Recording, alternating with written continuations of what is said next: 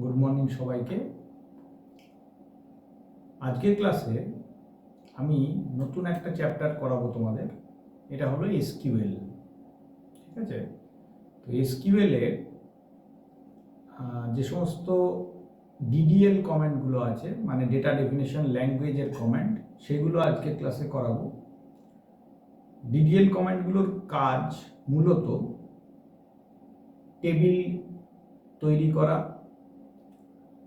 টেবিলে column add করা, table থেকে কলাম ডিলিট করা, কিংবা টেবিলে অবস্থিত কোনো কলামকে মডিফাই করা। ঠিক আছে, তো সেগুলো কিভাবে করা যায় সেটা আমি আজকের ক্লাসে তোমাদের দেখাবো। একটু লেখাটা ছোট, যেহেতু এটা কমান্ড প্রম্পট, এসকিউএল এর কমান্ড প্রম্পট, সেজন্য একটু ছোট দেখাচ্ছে। তো তোমরা একটু প্রয়োজন হলে জুম করে নিয়ে দেখে নেবে, তাহলে আমার মনে হয় বুঝতে সুবিধা হবে। আচ্ছা দেখো, ধরো আমি একটা টেবিল তৈরি করব এসকিউএল কমান্ডের সাহায্যে। কিভাবে তৈরি করব? আমাকে কমান্ড লিখতে হবে ক্রিয়েট টেবিল, টেবিলের নামটা লিখতে হবে। হ্যাঁ, ক্রিয়েট টেবিল। এবার ধরো আমি লিখলাম স্টুডেন্ট, মানে স্টুডেন্ট হচ্ছে আমার টেবিলের নাম। ব্র্যাকেটের ভেতরে, ফার্স্ট ব্র্যাকেট দিয়ে ভেতরে আমাকে কলামগুলোর নাম লিখতে হবে। প্রথমে ধরো লিখলাম রোল, রোল বলে একটা কমান্ড দিলাম। আচ্ছা, এটার ডেটা টাইপ কি হবে? বললাম যে নাম্বার হবে। আচ্ছা, নাম্বারের মধ্যে আমি দিলাম 3, মানে সবচেয়ে বড় নাম্বারটা হবে 999, বুঝতে পারছো? 3 ডিজিটের নাম্বার। আচ্ছা, কমা দিলাম। আচ্ছা, কমা দেওয়ার আগে এখানে আমি আরেকটা স্পেস দিয়ে লিখে দিলাম প্রাইমারি কি, কমা। তার মানে কি, রোল কলামটা স্টুডেন্ট টেবিলের প্রাইমারি কি হয়ে গেল। ঠিক আছে, এবার কমা দিয়ে আমি নেক্সট কলামটা দেব। ধরো আরেকটা দিলাম নেম কলাম। নেম কলামের মধ্যে এর ডেটা টাইপটাই দেব varchar2। এমনি ক্যারও দেওয়া যায়, varchar2 দিলে কি হয়, ভেরিয়েবল ক্যারেক্টার হয়, মানে নেমের জন্য অতিরিক্ত স্পেস বরাদ্দ হয় না। মানে যা কারোর যদি 5টা নাম ক্যারেক্টার থাকে তাহলে 5টা ক্যারেক্টারই বরাদ্দ হবে, যদি 50টা থাকে তাহলে 50টাই বরাদ্দ হবে। সেই জন্য varchar2 দেওয়া হয়। আর আমি এখানে সর্বাধিক 30 করে দিলাম, মানে 30টা ক্যারেক্টার অবধি যাতে নিতে পারে নামের জন্য, সেটা করলাম। চাইলে আমি বাড়াতেও পারতাম। আচ্ছা, এই হচ্ছে দুটো কলাম আমি এই মুহূর্তে অ্যাড করেছি। এবার ব্র্যাকেটটা ক্লোজ করলাম, সেমিকোলন দিলাম এবং এন্টার মারছি। ঠিক আছে, আচ্ছা এন্টার মারলাম। দেখো লেখা আছে টেবিল ক্রিয়েটেড, তার মানে স্টুডেন্ট নামে একটা টেবিল তৈরি হয়ে গেল, যার দুটো কলাম কি কি আছে, একটা রোল নাম্বার যেটা টেবিলের প্রাইমারি কি, আর একটা নেম যেটা হচ্ছে একটা varchar2 টাইপের মানে কলাম, এবং সেখানে 30টা ক্যারেক্টার রাখা যাবে। ঠিক আছে, আচ্ছা এই টেবিলটাতে এবার আমি নতুন আরেকটা কলাম অ্যাড করব। মানে দেখো অলরেডি টেবিল তৈরি হয়ে গেছে, তৈরি হয়ে যাওয়া টেবিলের মধ্যে অতিরিক্ত কলাম অ্যাড করব। কিভাবে করব? কমান্ড লিখব অল্টার টেবিল স্টুডেন্ট, টেবিলের নাম কি আমার স্টুডেন্ট, অ্যাড মানে নতুন কলাম যেটা অ্যাড হবে, এবার সেটার নাম লিখতে হবে। কি কলাম অ্যাড করব? ধরো লিখলাম মার্কস, মার্কস বলে একটা কলাম দিলাম, এবং এটার ডেটা টাইপটাকে দিলাম নাম্বার, ব্র্যাকেটে 3,1, তার মানে দশমিকের আগে 3 ঘর থাকতে পারে, দশমিকের পরে একটা ঘর। বুঝতে পারছো? মানে ধরো কেউ লিখলো, কেউ পেলো 95.5, তাহলে এই যে পয়েন্টের পরে এক ঘর, এইটা বোঝাবার জন্য কমা দিয়ে 1 লিখলাম। যদি এটা টাকা পয়সা সংক্রান্ত থাকতো তাহলে কমা দিয়ে 2 লিখতাম, যাতে দশমিকের পর 2 ঘর নেয়। ঠিক আছে, এবার আমি এন্টার মারছি। টেবিলটা তৈরি হয়ে গেছে। ঠিক আছে, বুঝতে পারলে? আচ্ছা, তার মানে টেবিলটা অল্টার্ড হয়ে গেল, মানে ওই টেবিলে আরেকটা নতুন কলাম অ্যাড হলো, কলামটার নাম কি, মার্কস বলে কলামটা। ঠিক আছে, আচ্ছা তোমাদের এখন মনে হতে পারে যে সত্যি সত্যি কি টেবিলটা তৈরি হয়েছে, আমি কি করে জানবো? তো এটা টেবিলটাকে দেখার জন্যে একটা ডিএমএল কমান্ড আমাদের ব্যবহার করতে হয়, সেটা হচ্ছে select star from table name. Table name এখানে কি, স্টুডেন্ট। এটা লিখলে টেবিলটা আমাকে দেখাবে, কিন্তু এখানে টেবিলে যেহেতু ডেটা নেই সেহেতু ডেটা দেখাবে না, শুধু টেবিলের হেডিংগুলো দেখাবে। বুঝতে পারছো? আচ্ছা দেখো, নো রোজ সিলেক্টেড, এটাই প্রবলেম, মানে যেহেতু ডেটা ইনসার্ট করা হয়নি সেই জন্য এখানে টেবিলটাকে দেখাচ্ছে না। এবার দেখাতে গেলে অ্যাকচুয়ালি আমাকে ডেটা ইনসার্ট করতে হবে। তো আপাতত তোমরা কমেন্টগুলো শিখে রাখো।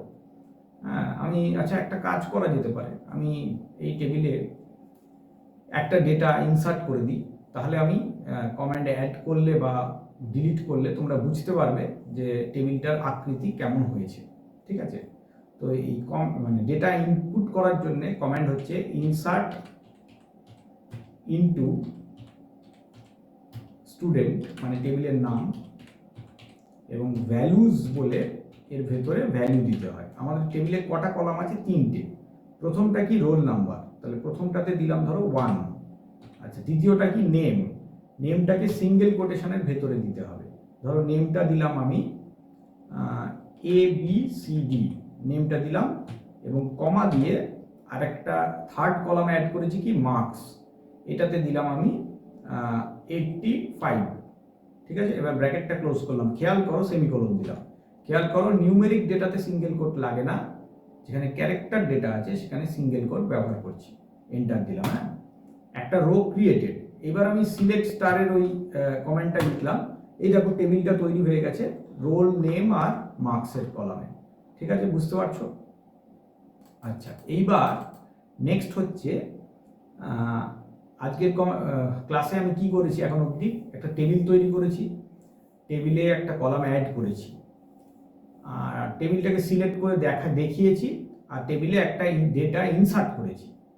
আচ্ছা, এছাড়া কি করা যেতে পারে, কলাম একটা ডিলিট করে দেবো। ধরে নাও মার্কস কলামটাকে আমি বাদ দিতে চাইছি, রাখতে চাইছি না, তাহলে কি করব, অল্টার টেবিল স্টুডেন্ট, যে জায়গাটা অ্যাড করেছিলাম ওই জায়গাটাতে, আচ্ছা ডিলিট পরে করি, আগে মডিফাই করে নিই। মডিফাই করলাম, মার্কসকেই মডিফাই করলাম। দেখো 3,4 ছিল, মানে 3টে নাম্বার অবধি রাখা যেত ম্যাক্সিমাম। ওইটাকে আমি বলে দিলাম যে 4, বা 3,2 করে দিলাম, একের জায়গাটা 2 করে দিলাম, মানে দশমিকের পর 2 ঘর অবধি ভ্যালু রাখা যাবে। এইবার এন্টার দিলাম। আচ্ছা, কি হয়েছে ভুল, বলছে প্রিসিশনস অর স্কেল। বেটার হচ্ছে যে ওটার বদলে আমি নামটাকে করি, কারণ এই তোমার দশমিকের পর অল্টার করতে গেলে একটু অসুবিধা হয়। বেটার অপশান হচ্ছে আমি নেমটাকে বাড়িয়ে দিই। বুঝতে পারলে? আচ্ছা, নেমটাকে চেঞ্জ করলাম, নেম করলাম, এটা ভ্যারক্যার 2 ছিল নেমের, মার্কসটাকে পরে দেখছি। আচ্ছা, ভ্যারক্যার 2 30 ছিল, ওটা 40 করে দিলাম। ঠিক আছে? আচ্ছা, এইটা মডিফাই করলাম, দেখো ওটা টেবিলটা মডিফাই হয়ে গেল। ঠিক আছে? ওখানে যেহেতু ওই যে কি বলছিল, column to be modified must be empty to decrease precision. আচ্ছা, এখানে সমস্যাটা হয়েছিল, ওখানে যেহেতু ডেটা আছে সেহেতু ওখানে মানে বাড়াতে গেলে বা কমাতে গেলে ওই কলামটা ফাঁকা থাকতে হবে। তো আমাদের অলরেডি একটা মার্কস দেওয়া ছিল, ওই জন্য ওটা হচ্ছিল না। তো নেমের ক্ষেত্রেও না হওয়ার কথা, কিন্তু যেহেতু নেমের ক্ষেত্রে কি করলাম, আমি বাড়ালাম সাইজটা, সেই জন্য নিয়ে নিল। ঠিক আছে, বুঝতে পারলে ব্যাপারটা কি হলো? আচ্ছা, তাহলে টেবিলে আমি কি করলাম, একটা কলামকে মডিফাই করলাম। কমেন্টটা নিশ্চয়ই বুঝতে পারলে কি কি লিখলাম, অল্টার টেবিল, টেবিলের নাম, আর মডিফাই দিয়ে ব্র্যাকেটে কলামটা যা চেঞ্জ হবে সেটা করে দিলাম। ঠিক আছে? আচ্ছা, আর একটা কলাম আমি লিখছি, সেটা হলো টেবিল থেকে ওই মার্কস কলামটাকে ডিলিট করে দেবো। তো কি লিখবো, অল্টার টেবিল স্টুডেন্ট, মডিফাই এর জায়গাটা চেঞ্জ করে বলবো ড্রপ, আর এখানটাতে কি লিখবো, শুধু কলামের নামটা। কোন কলামটাকে আমি মুছতে চাইছি, না মার্কস কলামটাকে। ঠিক আছে? আচ্ছা, দিয়ে দিলাম, এবার এন্টার দিয়ে দিচ্ছি। কি বললো, টেবিল অল্টার্ড। আরেকবার দেখে নাও সিলেক্ট স্টার করে, এই দেখো টেবিল থেকে মার্কস কলামটা মুছে গেছে। তাহলে বুঝতে পারলে এই হলো আমাদের 4 রকম ডিডিএল কমান্ড। আমি 2টো ডিএমএলও করিয়ে দিয়েছি। একটা সিলেক্ট স্টেটমেন্ট, একটা ইনসার্ট স্টেটমেন্টও করিয়ে দিয়েছি আজকের ক্লাসে। তো এই প্রধানত 4 রকম ডিডিএল ব্যবহার হয়। একটা হচ্ছে টেবিল তৈরি, টেবিলের কি বলে ওটাকে, কলাম অ্যাড করা, কলাম ডিলিট করা, কলাম মডিফাই করা। আরেকটা ব্যবহার হয়, সেটা হচ্ছে পুরো টেবিলটাকে আমি চাইলে ডিলিট করে দিতে পারি। সেটা সহজ, কলামটা আমি লিখে দিচ্ছি, ড্রপ টেবিল, ধরো লিখলাম ড্রপ টেবিল স্টুডেন্ট। এইটা লিখে যদি আমি এন্টার মারি তাহলে টেবিলটা ডিলিট হয়ে যাবে, কিন্তু এটা আমি করতে চাইছি না, কারণ এটা করলে কি হবে, পরবর্তী ক্লাসগুলোতে আমাদের আবার টেবিল তৈরি করতে হবে।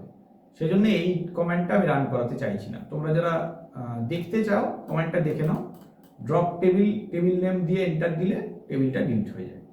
ঠিক আছে, এই হলো আমাদের 5 রকমের ডিডিএল কমেন্ট এবং 2টো ডিএমএল কমেন্ট। ঠিক আছে, আবার আগামী ক্লাসে নেক্সট অংশটা করাবো, বেশ কিছু ডিএমএল কমেন্ট করাবো। আজকের ক্লাসে এইটুকুই রাখছি। থ্যাংক ইউ সবাইকে, ক্লাসগুলো অ্যাটেন্ড করো, নিশ্চয়ই ভালো লাগবে।